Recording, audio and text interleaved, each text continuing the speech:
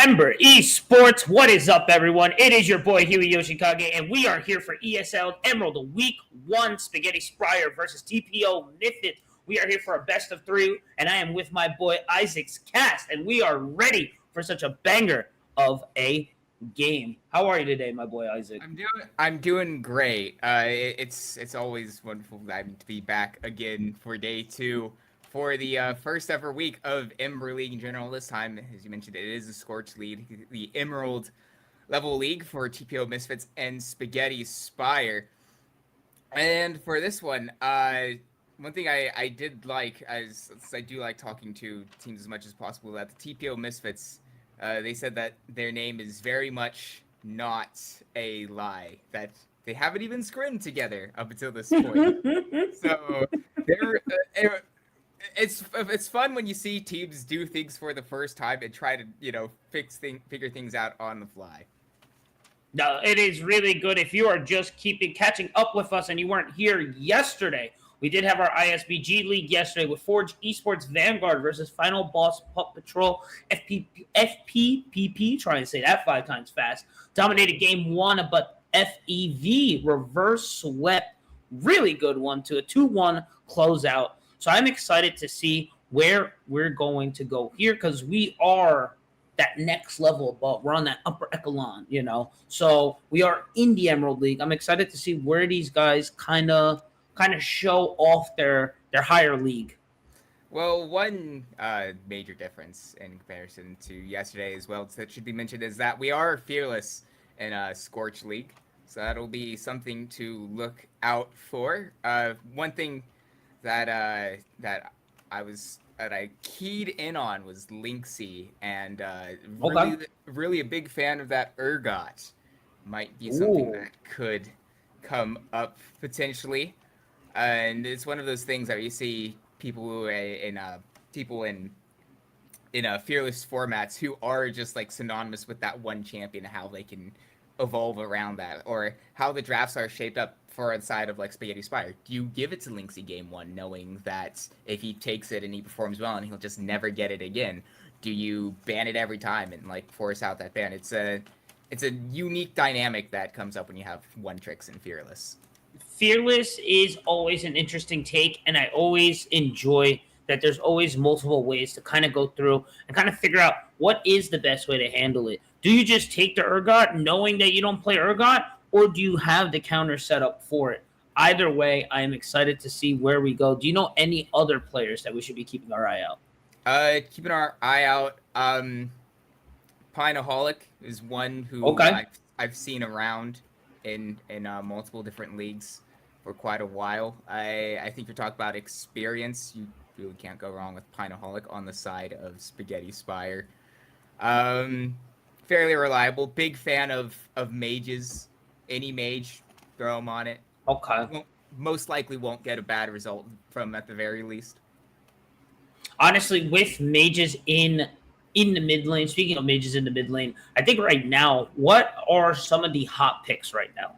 I got two. I want to hear what your hot picks right now. My hot picks in the mid lane, right now, I think I've seen Victor do quite all right. Yeah. Sure. I'm a big fan of the Victor, but I mean rip old Victor, but real ones never forget. But other than that, Talia also kind of up there. That's a good one. And from which at Black Mass, the org owner of Spire told me is that the mid lane is one to look out for, which personally, like I said, I'm not exactly surprised. Pineaholic's been around a while, but that Talia opens up the map a bit more. Oh yeah. I'm gonna have to hold my thought there just a bit. We're gonna get a little more onto our mid mages, but with that being said, right now draft is ready, so we're gonna roll on over. Check it out. Big shout outs by production by the way. Icefire making us look super sexy out here. TPO won the coin flip, so they will be blue side here. Spaghetti Spire will be red side game 1, and we already know what it is for blue side as we get over to the picks and bans here. Looking like they're getting some target bans here for Spaghetti Spire's jungle already. Let's see where else they're going to go. Is certainly one that you wouldn't expect to see Right. otherwise. Olves in the jungle, I haven't really seen Olves around all too much, but again, what you have is solo queue, and at this early in the season, and if the solo queue says they've got like 50 games on it and only 12 on their next champion, it's like, okay, well, Yeah. you Also, gotta go after it, whether it makes sense in a competitive, in a organized environment or not. Also, Belveth kind of focuses for that top lane focus. So you're going for the Void Lanes, you're going for the Rift Herald, and that split push from Velvet Beyond Death, I think that's her passive, it's ridiculous. It gets really crazy. It's like ZZ Rup all over again. So I think it's a pretty decent ban, kind of out of the ordinary, but nothing too crazy to write home to. Going for their first ban there for Spaghetti Spire, we're going to be taking Poppy off there, who's somewhat of a flex pick, wouldn't you say? Yeah, Poppy, mid top, not mid top jungle. I mean jungle top support. I would be surprised if we ever saw a Poppy mid. Of ignoring that, but yeah, just getting a very flexible pick off the table. It also, if it's like the style of champion that you like, that the W being able to like stop flashes as well. If you flashes dashes. If you play champions that do have a lot of dashes in their kits, it's just one that's good to get out of the way. Right. If you're going for that mobility, if you're having a plan of mobility, Poppy really just puts a wrench into your plans there, kind of closes out and opens up other things with her being picked or banned there. Looking for the side of TPO again. TPO really focusing out the junglers here, looking at the Zac ban there for the second. Spaghetti Spire going to match and go for the mid lane ban there. Very interesting.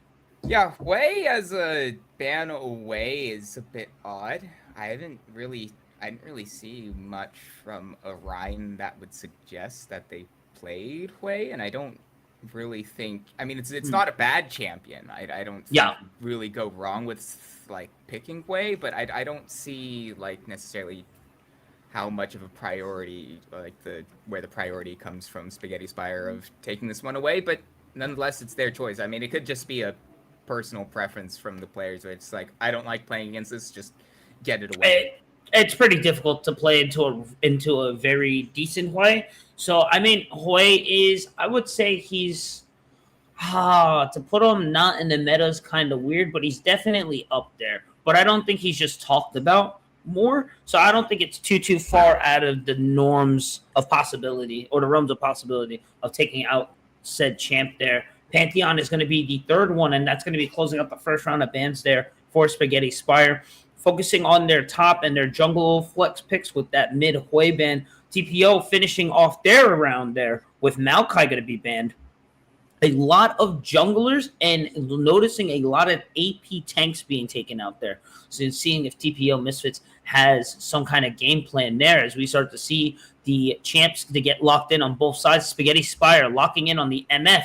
TPO with the new boy, who I feel is definitely is going to start coming out of the woodworks a lot more with the most recent buff in the previous patch there with Aphelios. Spaghetti Spire going to take that J4.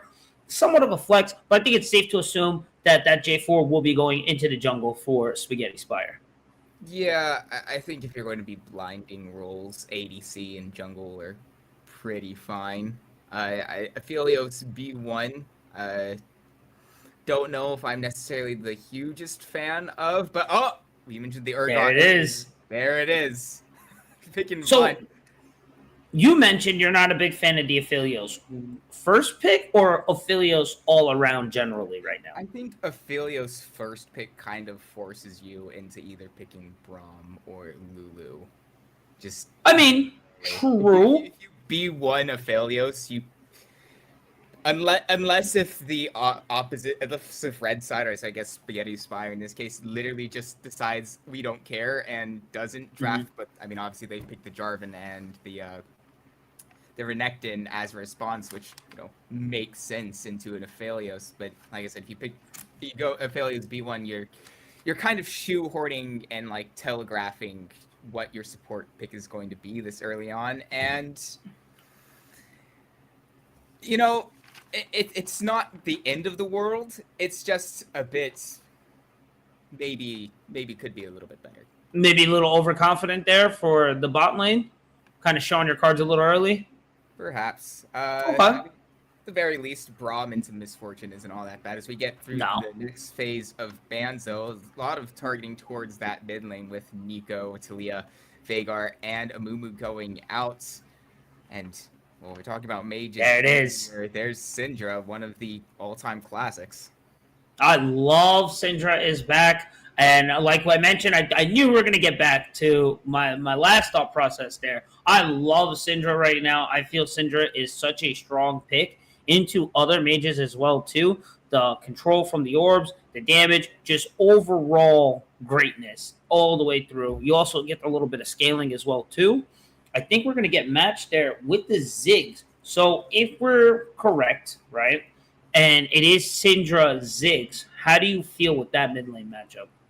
I think Ziggs is it's a bit unorthodox, but I guess if you can secure the push a lot easier. You have a nice setup in the other lanes to push and then roam, drop an ult from a quarter of the way across the map. I mean, you have enough lockdown with the Rel, with the Renekton, with the J4 that you find a target. Actually, and you could also have a bit of fun interaction with the J4 with the Cataclysm and then the Super Mega Inferno Bomb on top of it. They can't go anywhere. That's true. Directly in the middle.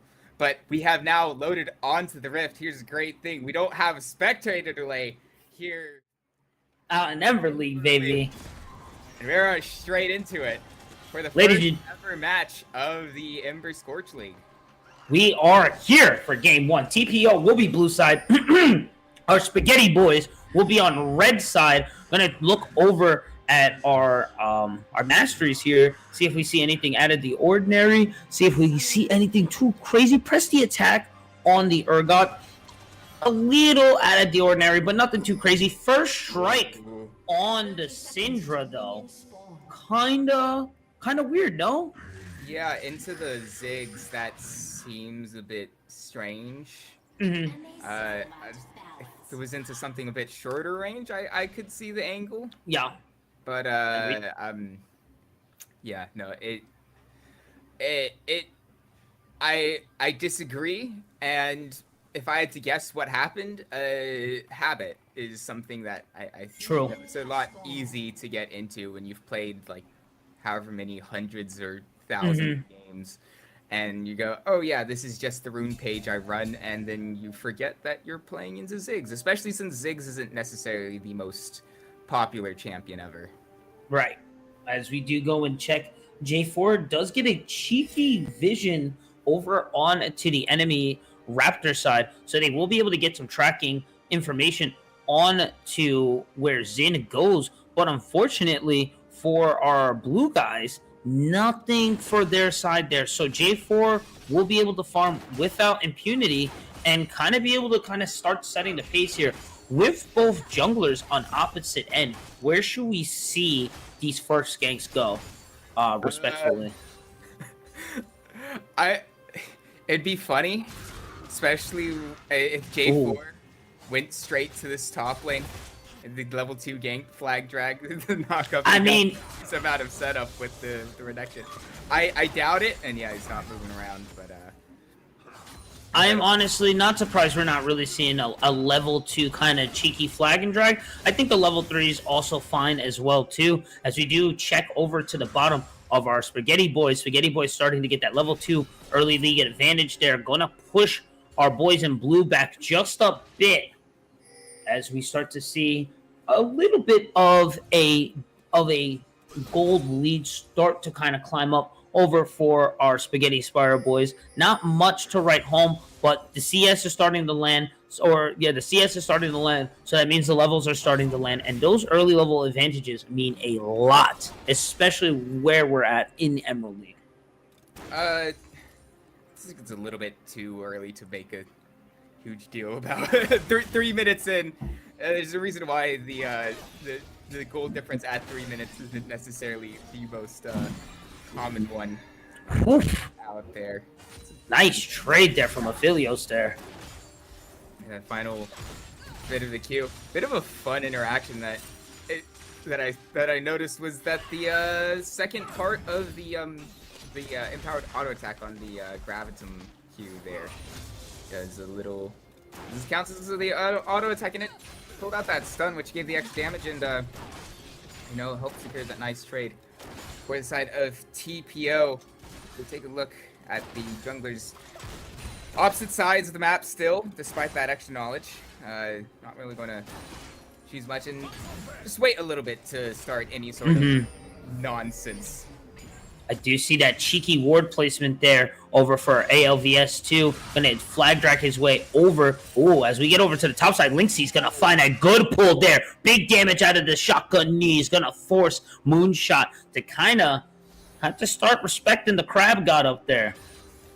Yeah, I mean, Lynxie, he's the Urgot guy, and well, at the very least, as mentioned, this is Fearless, so you won't have to be facing that again, and it's not quite.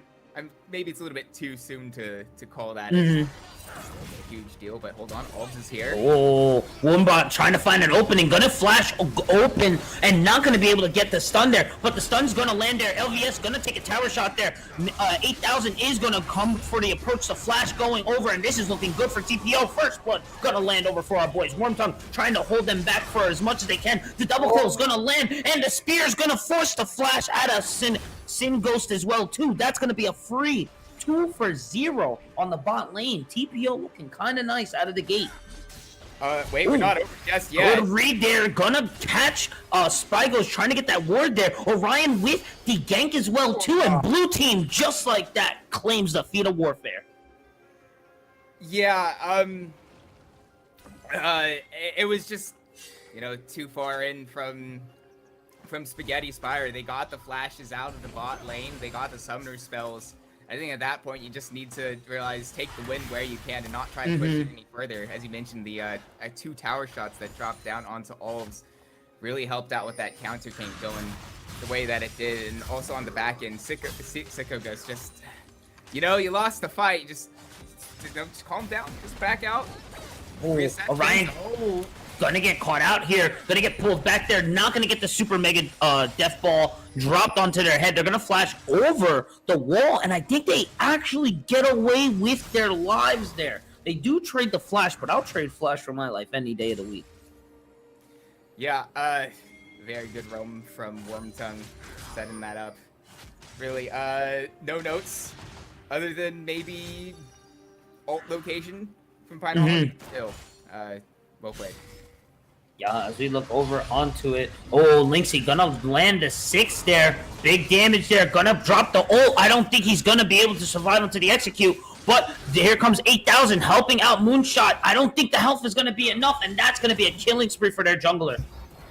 Yeah, 8,000 every time he's showed up on the map, it has turned absolutely incredibly for the side of TPO. I mean, we've only seen him twice on the map, and he's been involved in all 4 kills, and yeah, again, just like no notes, right? The timings were perfect, and setup was fair. All right. At the very least, in terms of timings, it does mean that the Drake now has spawned, and that since it was ganked to the top side, that Spaghetti Spire can claim this objective for free, but at this point, with the nearly 1.5k gold lead before 8 minutes, it's more of a, might be a little bit more of a consolation prize. That being said, still a little bit too early. It's not by any means due. No, right now, what these guys have right now is momentum and tempo right now. And honestly, that is what wins games, but this game is so far from being finished right now. 2k gold lead for the side of TPO. A very comfortable lead, to say so the least. But if we go and look over and check out over onto the items are kind of still around the same. There's really nothing really kind of showing out that's going too crazy. That was a close gank there. Orion in a little bit of trouble here. Pinaholic setting up and putting on the pressure there, dropping down those snowballs. Almost gets the flash, gets the extra one. It works. A little sloppy, but hey, it works. Yeah, Pinaholic finally getting the solo kill this time around. Really showing up for TPO. I mean, not TPO, for Spaghetti Spire. And that one, and it's I didn't expect it to quite go this hard the way of Pinaholic. Already sitting about 15k. 15 CS. Yeah. Uh-oh, Sicko goes in trouble. No flash available right there, and just caught in the ADC curse. You just want to farm. You just want to get some money in your pocket, but you got to be careful with that as we do rotate over to the stop. Spaghetti Spire doing a great job keeping in control of these jungle objectives, even though our boy 8000 is ahead. He's 3-0. I'm honestly surprised Spaghetti Spire has such control over these objectives. I'd say a large part of that does come back to the mid lane matchup. Very good at getting push. Also, Sicko Ghost obviously probably shouldn't have, I'd say probably, definitely shouldn't have moved up as far as they did with the support moving towards the grubs as it was, but at the very least, the extra rotation and then numbers advantage does mean that Spaghetti Spire will be able to secure that one. Sicko. How many times do we have to teach you this lesson, old man? Sicko Ghost on the run, but Wormtongue will be there to help out the homie. Oh man, that almost spelled trouble yet again for our MF. Yeah, no flash, no barrier as a result. OC and Panda Boat really abusing the lane bushes to their fullest potential. And Sicko Ghost just not aware of the possibility, I guess, yeah, really is the only way to describe it, is just not cognizant of the potential that you can do. And on one hand, it's slightly understandable. It's not something you see. Oh man! Big damage going all the way through. Lynxie's gonna find the mark as well and get their own solo kill. Moonshot just too comfortable there, thinking that they're in a safe position, but they were not safe at all there. I didn't even realize Moonshot was in trouble until it was way too late. To be fair, Lynxie full health on the solo kill. It's not something you really expect to see. And yeah, I mean, well, he is the Urgot guy, and he knows the Urgot limits, and he's showing it right there. That just shows his knowledge there of the matchup. Very comfortable in piloting Urgot. You can't ask for much more. We do get a quick lane swap here. I don't think Lynxie will get into any trouble here. Orion gonna get a nice scatter to weak, but not much more. Pinaholic a little low on mana, but has the staff, so shouldn't run out and should be able to keep that wave going. Lynxie gonna take down this 2v1 right now. 4 levels ahead. It's gotta feel pretty comfortable right now. Not gonna take a tower shot trade off a Wormtongue stun there. Gonna clear the wave and get a reset, as we do see the 2-man push here on the bot lane. Moonshot is gonna match the lane swap, as OC kind of holding themselves down here. We might see a 3-man dive if possible. We only have a few more seconds left here onto Drake, so that might actually be held there.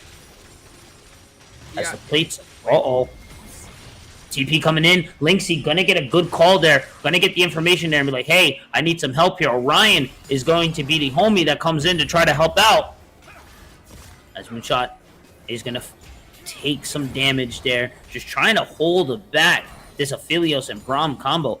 A little difficult there with how difficult the lane was versing into Lynxie. Yeah, Moonshot is the lane swap. It's a bit of an odd choice from the side of Spaghetti Spire. I guess the idea is that Sicko Ghost, I mean, even though he had the 2 deaths still keeping up in farm and you moving up and try to get more gold into your MF and just say that the Renekton is going to be basically a stun bot. Yeah. Game, which I get, but OC's doing so well. And speaking of Moonshot. Oh, Moonshot. Panda tries to get down that Q there, but the stun is still going to go off, and now it's going to be a 4-man topside. Karma comes quick around, and it's going to be a 1-for-1 trade across the map. The shutdown going to land onto Pinaholic, which isn't good for TPO. Yeah, it does go onto Pinaholic, which is, I mean, I think maybe a little bit more ideal would have been the Misfortune, but still not so bad. It also does mean with all 4 members moving over to the top side of this map that Orion is allowed to push freely in the mid lane. Important thing to note, first tower did go over to the side of Spaghetti Spire, so this is going to be a race for 3 objectives for those feats of strength. At the very least with the with Orion getting more gold under, so it does allow him to catch back up a little bit, because you can take a look at that farm gap in the mid lane. 30. Pinaholic has been dominating that lane. For sure, and honestly, if you just kind of look over due to KDAs all around, Pinaholic is still that ray of hope for the side of Spaghetti Spire. If Pinaholic wasn't where they are, I'd feel a lot more comfortable to say that TPO is really in the definitive driver's seat. But Pinaholic definitely has the power to flip this and carry this game. Yeah, Ziggs, obviously one of the, maybe even the ultimate. I just throw poke from 50. Oh, we're gonna get into a little skirmish there. 8,000 going to find J4. Scatter the weak. Chain CC. They're gonna force the flash. Gonna flag and drag. Is he gonna be able to get away with that? I think he does. Whoa. By the skin of his teeth, J4 gets away. Yeah, just a really good collapse from the side of TPO Misfits, finding an isolated target. And it's especially important that it is Olves in this situation. Is TPO... they're 2 objectives away from those feats of strength. Meanwhile, Spaghetti Spire were only the 1 now without their jungler for this Rift Herald. They will bring it back up, but they're not giving up for free.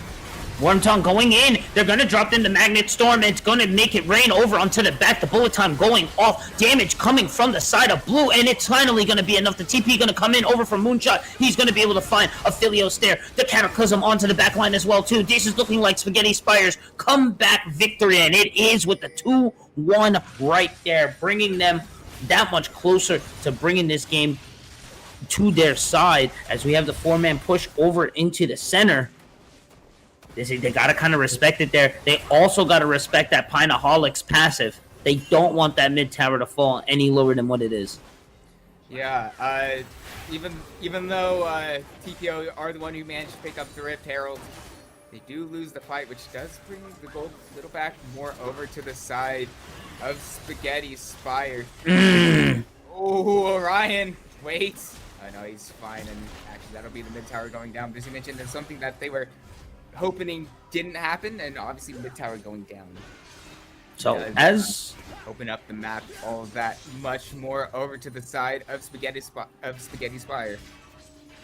As we start to kind of transition over into this mid game here, 2,800 to 27.6. In terms of kills, this game seems a lot further away. But just check out the gold, and it shows that this game is a lot closer than what you expect. To be honest, Spaghetti Spire kind of more in the lead in terms of objectives, and really, isn't that what League is all about? I mean, it's still relatively even across the board. I think a lot of this will come down to is just how the Rift Herald can be used here, especially with the Mountain Drake coming up in 15 seconds, and yeah, they're just dropping the mid lane. I'm not really all too surprised by this. It will at the very least shift members away, the members of Spaghetti Spire away from Hold on. Oh, Magnet Storm, make it rain, add in the Super Mega Death Ball, and here comes Moonshot around the corner there. Braum on the run, but now it seems like Renekton's taking a little much than they could chew. The Crab God himself is going to get himself a new pair of leather shoes as they continue pushing forward. Their 8,000 going to find Wormtongue 2-0 right now for the side of TPO. As Orion pushes forward here, the bounce back there, almost putting Pineholic in a lot of danger there. 8,000 trying to get a catch on the Pineholic's head, but unfortunately not going to be able to get it. It is a 3v3 situation right now for the third Drake. It is a little shifty, but I think TPO is looking to try to get the fight instead of just going for the secure. Pineholic in danger right now. Lynxie gonna find the opening there. C4 bounce back, gonna push them back, but 8,000 gonna find Pineholic and be able to put them down. Now they have the green light for this third Drake. Lynxie showing up, clutch, picking out Pineholic there, ending this fight for the Drake, or at least the second fight for the Drake before it begins. Let's talk about that earlier fight though. Pandevo blocked a lot of damage from that initial fight, which gave time well for Lynxie to arrive and prevent that fight from going much worse for the side of TPO, and actually made it rather even. And once again, Lynxie in the second portion of that fight. Of course, we saw that flash forward, got them kill onto the most fed member of the side of Spaghetti Spire, basically ending any sort of chance that Spaghetti Spire had at picking up the feats of strength, as TPO will get the fancy boots off that. Nice. 11-5 right now. About a 2k gold lead right now, just once this tower falls, unless Spaghetti Spire is able to defend it with this last minion. They keep it up there. So a little less than a 2,000 gold lead right now. But I gotta say, it hasn't felt like a dominating performance. I might have to hold this thought right now as we do get into it. ALVS going to find the EQ over the wall, but not going to go for the Cataclysm here. The wave is pushing. It seems TPO's plan of attack is to take down this mid.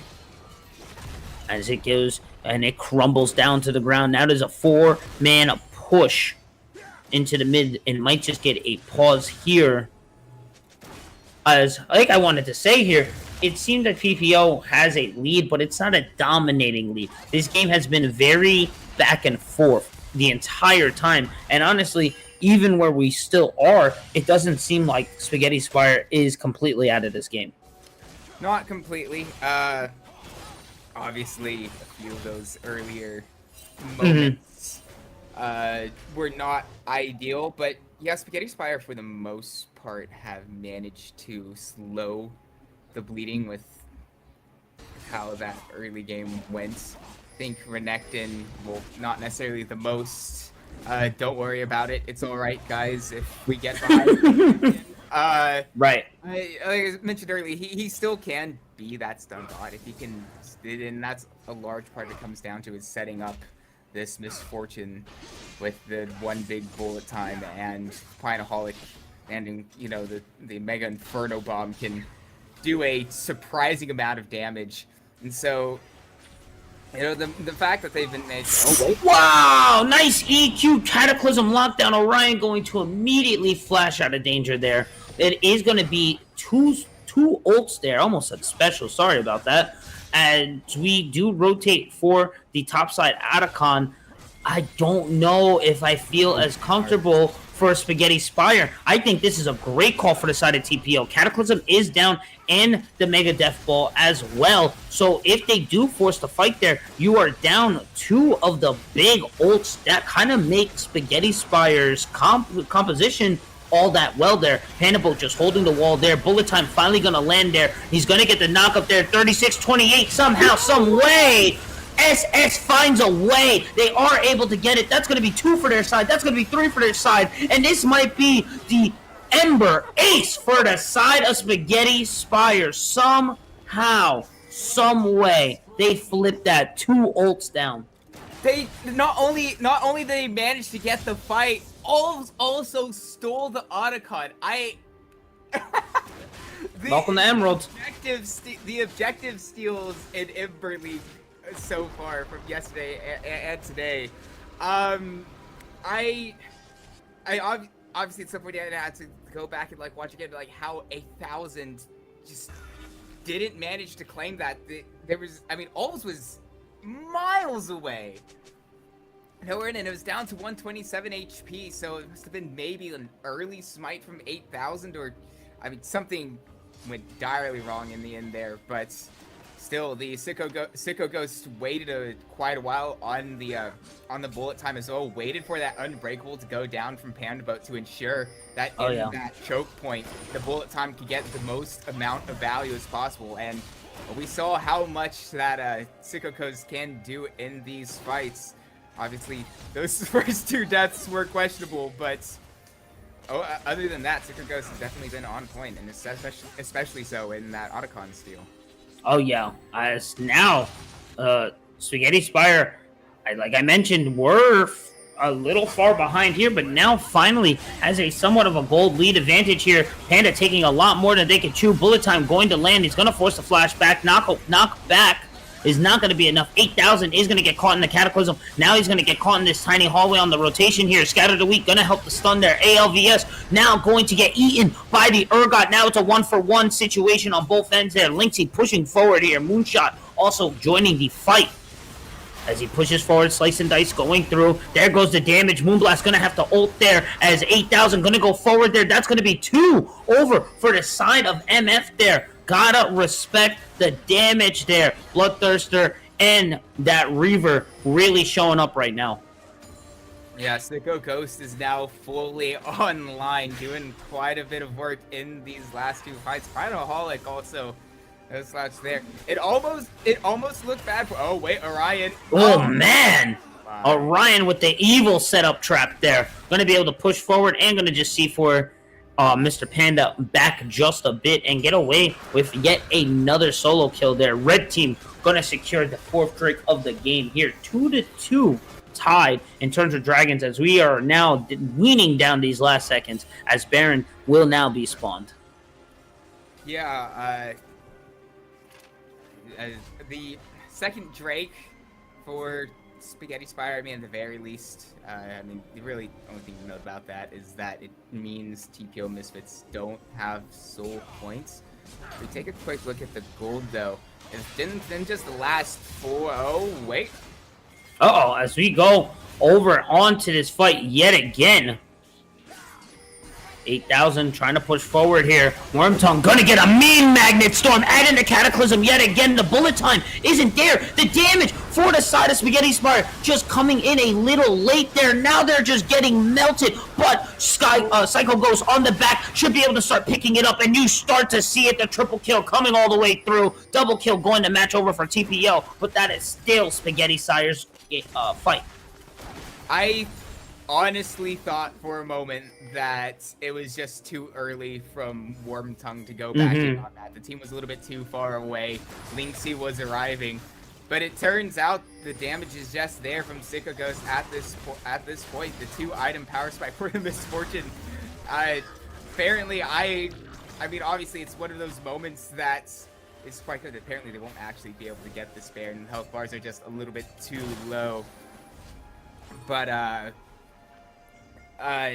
yeah, on the back end, the amount of damage that these auto attacks are doing from Sicko Ghost with the passive getting proc, it just too much. By the time Sicko Ghost finally arrived, didn't matter the amount of damage that Lynxie and the rest of TPO put out there. It's just this Misfortune's just a little bit too strong right now, I guess. Oh yeah, with IE now just going to be picked up and put into their pocket there. That just means even more damage there with those double ups and those auto attacks here. 8,000 trying to pick up on the Wormtongue here, putting on some damage, but they're just going to jump right over the wall and be just fine. As we do get a regroup over around this Baron pit, I think TPO may have only a couple battles left before Spaghetti Spire can kind of confidently seal this game 1. Yeah, Spaghetti Spire is starting to feel like a game where it's like, well, it was close until it wasn't. Right. Actually really did a good job of, like, not imploding after a few unforced errors early on. It's excuse me. Quite easy to do. Uh-oh, though. 8,000. Uh-oh. 8,000 taking a lot of poke damage here. Can't find an opening. Can't get back over onto the side of the team. ALVS going to try to EQ the Inferno Mega Bomb. Going to land TP over from the side of Moonshot so he can regroup back with the team. So it is a full 5 as we are missing Orion from the side of TPO. I think the call from Spaghetti Spire is to start this Baron, maybe cause a flip, as we do see TPO kind of sneaking their way back in. The TP is going to come in from Orion there. As we go and check the Baron, I can't see the health, but it's got to start getting low. 8K and going down as we get into this fight right now. Lynxy trying to find it. Cataclysm is going to get it. It's going to be a 1-for-1 right now. The shutdown is going to land. EQ going for J4 yet again, but our boys in blue, TPO, gonna be able to flip it somehow, some way on the run. They get it, but here comes our poke god themselves. Pineholic, just so many bombs, just so much damage. MF gonna come in, try to help it out. It is 1-for-1, but yet somehow TPO comes out on top as we get our second Ember Ace of the night.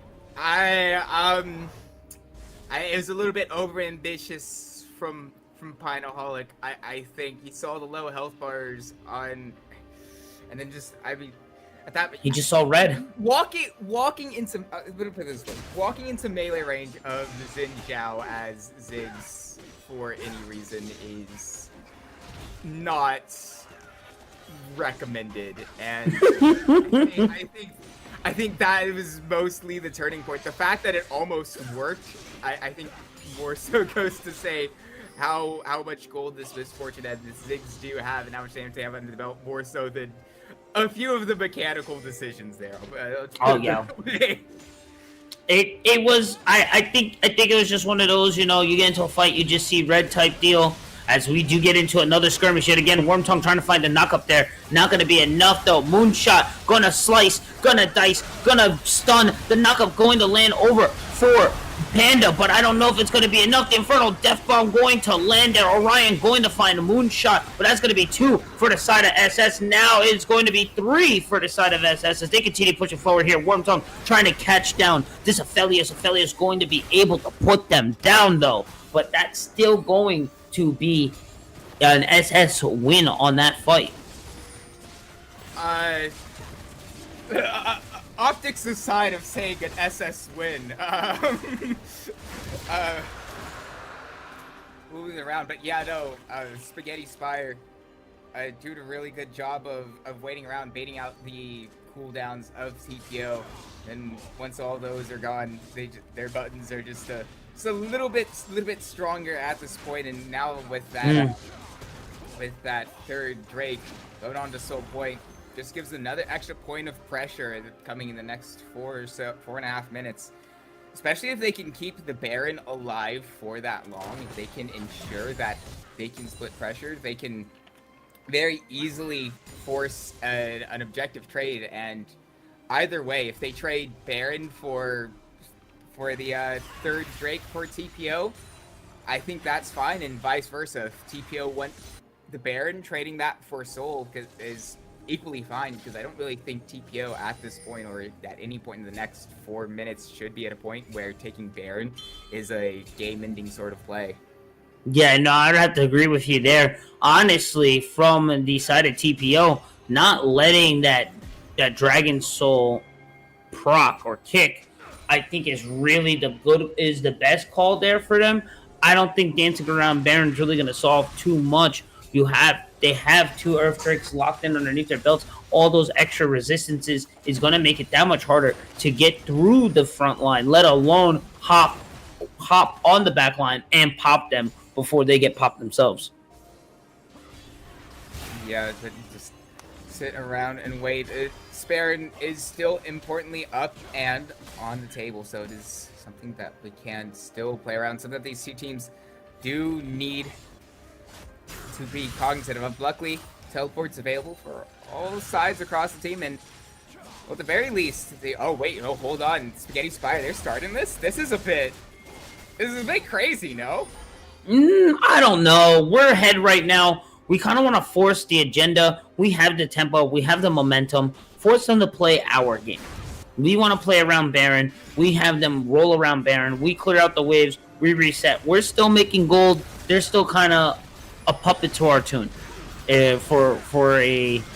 For a line that I don't have a better one for. As we do rotate here, big damage coming onto this Baron here. 4K and left. EQ going to land, but he's going to knock on Mame. Make it rain. Going to land for the side of TPO, but they just took a lot of damage trying to clean up that Baron. Lynx, he's on the run over from Moonshot. Moonshot going to get a little bit of revenge from that laning phase there. Orion on the run. They took the Baron off the map, but at what cost? At what cost was it to get that objective off the map? Yeah, trade Baron for the entire team. It's honestly really worth for the side of Spaghetti Spire. It was an ambitious play from the side of TPO Misfits, but they commit so much for this. There's a push in the mid lane, and it's only 8,000 alive. It looks like they're trying to end this. Yeah, they just traded Baron for the game there. Just a little overzealous on that. A 3K gold lead, a 5K or 5 kill advantage up right now as they start to knock down onto the Nexus. TPO's death timers are starting to come down, but it's going to be the case of a little, too late as that bomb comes in. Spaghetti Spire going to take a game 1 here in Ember League, ladies and gentlemen. And what a banger of a game. Yeah, it was back and forth until it wasn't. Spaghetti Spire actually doing a really good job of coming back from about a 2K gold deficit at 10 minutes. Obviously, that's not the biggest gold deficit you'll ever hear of at that point, but still no laughing matter. And a few of the performances from Olves, a few of these and knockups, these cataclysms were really good, and not to mention the Otacon steal earlier. But all around, just a really good performance from everyone on the side of Spaghetti Spire as a team as soon as they could, group up as a team. Yeah, once they were able to mobilize, and then you started to see the synergy in between the Magnet Storm plus adding in the Cataclysm, add in that Mega Inferno Bomb as well too. Huge damage overall. And coming from a deficit where like we said, it was hard to say for TPO to be fully in the driver's seat because they never really were fully in the driver's seat there. There's always a chance for Spaghetti Spire to come back and take advantage, and they got an inch. They took the entire mile taking game 1. Yeah, and on that note, after that exciting first match of Ember Scorch League, we are going to head to a break, but when we get back, we'll be bringing you the draft of game 2, so don't go anywhere.